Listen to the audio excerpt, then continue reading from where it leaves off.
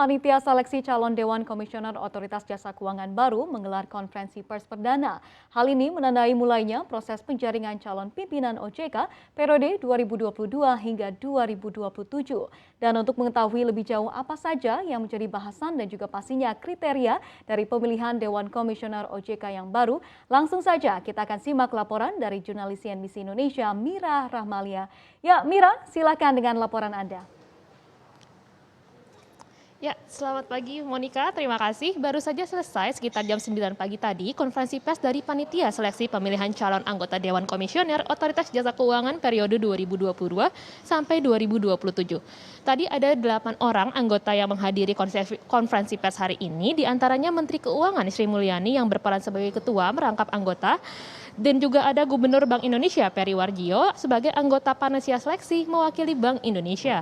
Panitia seleksi sendiri telah ditetapkan Presiden pada 24 Desember 2021 yang lalu melalui Kepres nomor 145/P tahun 2021 yang beranggotakan 9 anggota dari unsur pemerintah, Bank Indonesia maupun masyarakat. Masa kerja panitia seleksi sendiri diberlakukannya sejak keluarnya keputusan Presiden sampai ditetapkannya anggota Dewan Komisioner OJK periode 2022 sampai 2027.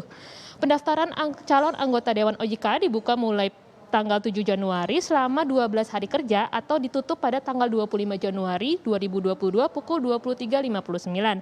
Dengan syarat warga negara Indonesia memiliki akhlak moral dan integritas yang baik, cakap melakukan perbuatan hukum, tidak pernah dinyatakan pilot atau tidak pernah menjadi pengurus perusahaan yang menyebabkan perusahaan pilot, usia paling tinggi 65 tahun, mempunyai pengalaman atau keahlian di sektor jasa keuangan, tidak pernah dijatuhi pidana penjara berdasarkan putusan pengadilan yang telah mempunyai kekuatan hukum tetap karena melakukan tindak pidana yang diancam dengan hukuman lebih dari 5 tahun.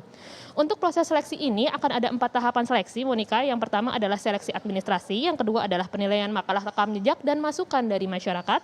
Tahap ketiga adalah penilaian asesmen dan tes kesehatan. Tahap keempat adalah afirmasi dan wawancara.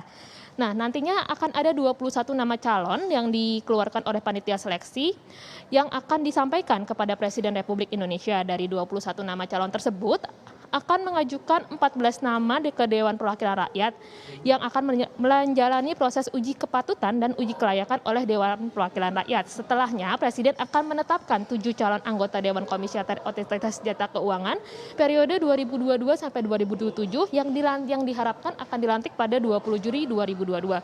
Berikut keterangan Ibu Sri Mulyani pada konferensi pers hari ini.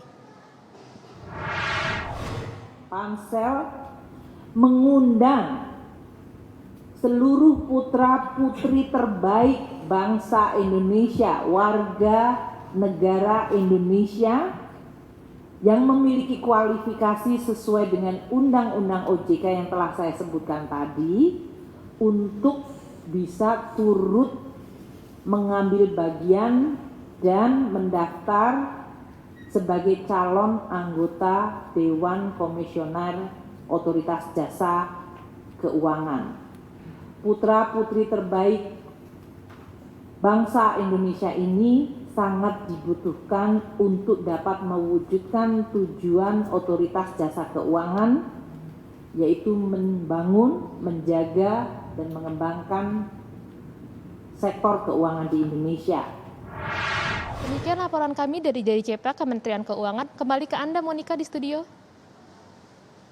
Terima kasih Mira atas laporan Anda. Untuk informasi lebih lengkap dan berita terkait, klik link yang ada dalam deskripsi. Dan jangan lupa untuk install aplikasi CNBC Indonesia di App Store dan juga Play Store. Jangan lupa subscribe ya.